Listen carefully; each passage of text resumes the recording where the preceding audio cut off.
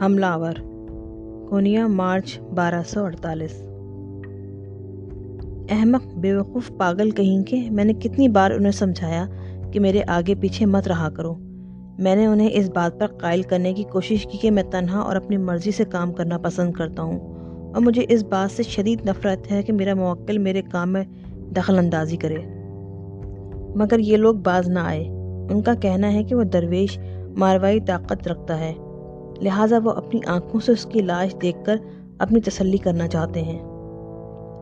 ٹھیک ہے، میں نے معاملے کو ختم کرتے ہوئے کہا، میں تمہیں لاش دکھا دوں گا، مگر اس بات کا خیال رکھنا ہوگا کہ جب تک کام ختم نہ ہو جائے تم میں سے کوئی بھی میرے آس پاس نظر نہیں آنا چاہیے۔ وہ راضی ہو گئے۔ وہ 3 اشخاص تھے۔ ان میں سے 2 آدمیوں سے تو میں پہلے بھی مل چکا تھا، جو اپنی پیشکش لے کر میرے پاس آئے تھے، لیکن وہ تیسرا آدمی جس سے میں پہلی بار مل رہا تھا جوان اور بے حد جذباتی تھا۔ ان سبھوں نے اپنے چہرے پہ سیاہ نقاب چڑھا رکھا تھا، گویا میں ان کی دیدہ زیب شکلیں دیکھنے کو نہایت بے چین ہوں یا ان کی شناخت کرنا چاہتا ہوں۔ آدھی رات کے وقت میں رومی کے گھر کے باہر موجود تھا۔ میں دیوار پر چڑھ کر صحن میں کود گیا اور فوراً ہی ایک جھاڑی کے پیچھے چھپ گیا۔ میرے موکل نے مجھے اطلاع دی تھی کہ میرا شکار صحن ہی میں ہر رات مراقبہ اور ذکر فکر میں مشغول رہتا ہے اور فجر کی وقت ہی اٹھتا ہے۔ بس یہی مجھے اس کا انتظار کرنا تھا۔ ہوا تیز اور خنک تھی، تلوار کا وزن کافی بھاری تھا اور میری ہتھیلی دکھنے لگی۔ احتیاطاً میں نے ایک تیز دھار خنجر بھی ساتھ لے لیا تھا۔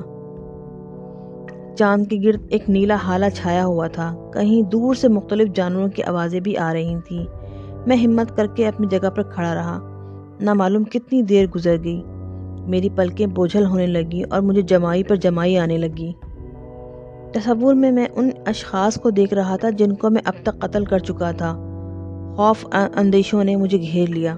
ماضی میں مجھے کوئی ڈر اور خوف پیدا نہیں ہوا تھا، مگر آج کچھ عجیب سا احساس جاگ اٹھا تھا۔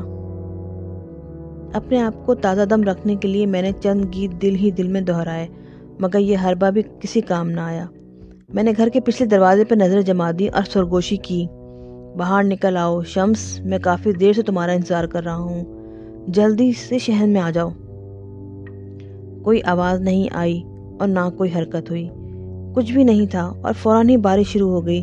جہاں پر میں کھڑا تھا وہاں سے صحن کی ترچھی دیوار صاف نظر آ رہی تھی۔ بارش اس قدر موسلادھار تھی کہ جلدی سڑکیں دریا بن گئی۔ میں بری طرح پانی میں شرابور تھا۔ دفع کرو، یہ سب کچھ دفع کرو، میں چلایا، یہ معاہدہ منسوخ۔ ابھی میں وہاں سے بھاگنے کی تیاری کر ہی رہا تھا کہ ایک تیز کھڑکھڑاہٹ سنائی دی۔ صحن میں کوئی موجود تھا۔ یہ شمس تبریزی تھا۔ اس کے ہاتھوں میں تیل کا ایک لیمپ جل رہا تھا۔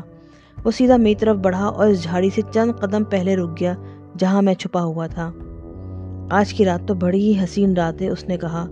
میرا تو خون خشک ہو گیا۔ کیا وہ کسی اور سے باتیں کر رہا تھا یا خود سے ہی مخاطب تھا؟ کیا وہ جانتا تھا کہ میں یہاں موجود ہوں؟ اس نے میری موجودگی کا کس طرح پتہ چلا لیا؟ ان سوالوں کی وجہ سے میرا دماغ کھول کر رہ گیا۔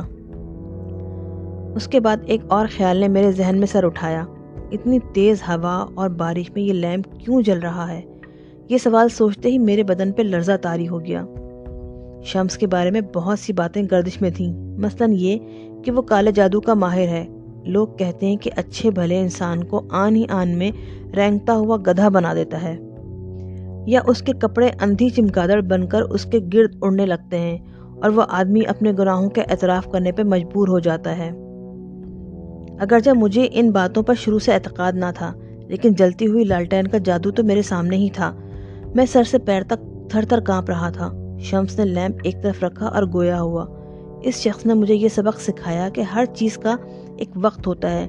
یہ ان اصولوں میں سے آخری اصول ہے۔ وہ کن قوانین کی بات کر رہا تھا؟ کون سے اصول کی بات کر رہا تھا؟ یہ کون سا خاص موضوع تھا؟ مجھے فوری طور پہ فیصلہ کرنا تھا کہ میں جھاڑی کے عقب سے باہر نکل آؤں یا اس کے جانے کا انتظار کروں، لیکن وہ جانے کا ارادہ نہیں رکھتا تھا۔ اگر اسے معلوم ہے کہ میں یہاں چھپا بیٹھا ہوا ہوں تو پھر چھپنے کا کوئی فائدہ نہیں ہے، اور اگر وہ نہیں جانتا تو مجھے موقع محل دیکھنا ہوگا کہ باہر آنے کے لیے کون سا وقت مناسب ہے۔ اور پھر اسی وقت میں نے محسوس کیا کہ باہر کی جانب ایک درخت کے نیچے 3 سائے لہرا رہے ہیں۔ یہ میرے وہی موکل تھے جنہوں نے مجھے شمس کے قتل کے لیے کرائے پہ حاصل کیا تھا۔ وہ شاید اس پریشانی میں مبتلا تھے کہ میں نے اب تک درویش پہ حملہ کیوں نہیں کیا۔ یہ قانون نمبر 37 ہے۔ شمس نے گفتگو جاری رکھی۔ خدا وقت کے بارے میں انتہائی محتاط ہے اور جزویات کا خاص خیال رکھتا ہے، چنانچہ اس کے حکم کے مطابق ہر خوشی اور غم ایک معینہ وقت پر آتی ہے، نہ ہی ایک لمحہ بعد میں اور نہ ہی ایک لمحہ پہلے۔ ہر شخص کے لیے سوائے کسی خاص وجہ کے وقت مقرر رفتار سے چلتا رہتا ہے۔ اس طرح موت کا وقت بھی معین ہے، وہ نہ پہلے آئے گی اور نہ بعد میں۔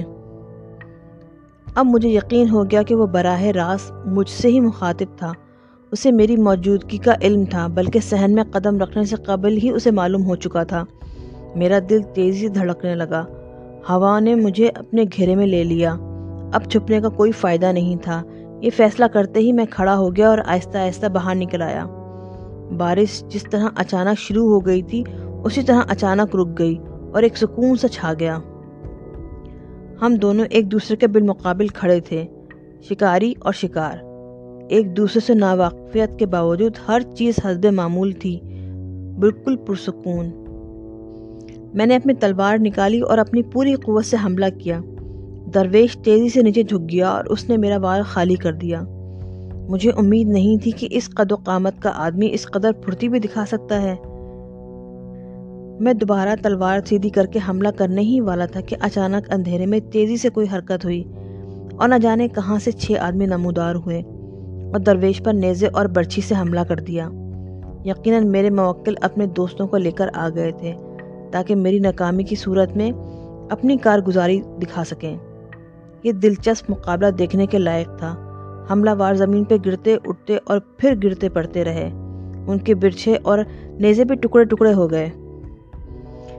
میں دم بخود یہ جنگ دیکھتا رہا۔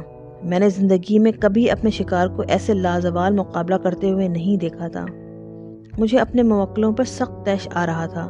اگر وہ درمیان میں نہ کود پڑتے تو شاید میں درویش کو ٹھکانے لگا ہی دیتا۔ اسی وقت ایک آدمی چلا رہا تھا، مدد، ہماری مدد کرو، گیدڑ کے سر والے، وہ ہم سبوں کو مار ڈالے گا۔ گیدڑ کے سر والے، جیکل ہیڈ، ہماری مدد کرو۔ ایک برق کی طرح چمکتے ہوئے میں نے تلوار ایک طرف پھینکی اور خنجر نکال لیا اور تیزی سے شمس پہ حملہ وار ہو گیا۔ ہم 7 آدمیوں نے مل کر درویش کو نیچے گرا لیا اور میں نے خنجر اس کے دل میں پیوست کر دیا۔ اس کے منہ سے ایک ہلکی سی کرہ بلند ہوئی اور یہ آواز مدھم ہوتی چلی گئی۔ اس کا جسم بے حس و حرکت ہو چکا تھا۔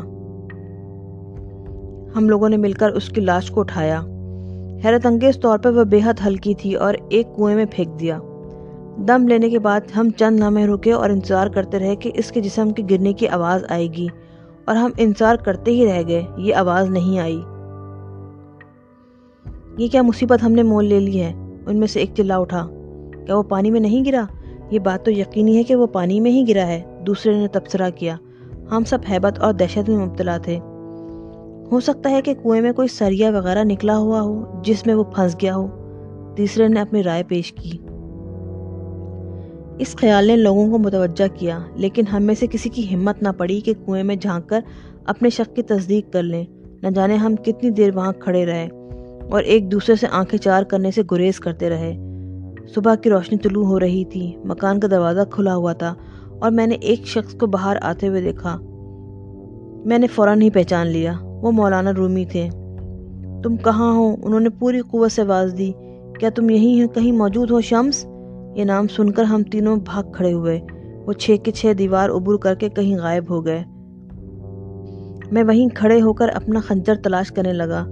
جلد ہی وہ مجھے ایک جھاڑی میں پڑا ہوا نظر آ گیا۔ خنجر کیچڑ اور خون میں لت پت تھا۔ مجھے اندازہ تھا کہ یہاں رکنا خطرناک ہے اور مجھے فوراً غائب ہو جانا چاہیے، مگر میں اپنے تجسس کے جذبے پر قابو نہ پا سکا اور پیچھے مڑ کر دیکھا۔ اور جب میں پیچھے مڑا میں نے دیکھا کہ رومی لڑکھڑا رہا ہے۔ پھر وہ اچانک بائیں طرف مڑا اور کنویں کی طرف دیکھا، گویا کسی نے خاص طور پہ اس کو اشارہ دیا ہے۔ وہ آگے بڑھا، کنویں میں جھانکا، چند لمحے اسی طرح جھکا رہا۔ ہلکی اور میل گجی روشنی میں شاید اس کی آنکھیں پوری طرح کنویں کا جائزہ نہیں لے پا رہی تھیں، اور پھر وہ پیچھے ہٹا اور سینہ پکڑ کر گھٹنوں کے بل جھک گیا۔ ان لوگوں نے اسے مار ڈالا، انہوں نے میرے شمس کو قتل کر دیا۔ میں نے خنجر کو جلدی سے ایک طرف پھینکا اور دیوار پھلانگ کر دوسری جانب کود گیا۔ میں اس قدر تیز دوڑ رہا تھا جتنا کہ زندگی میں کبھی بھی نہیں دوڑا تھا۔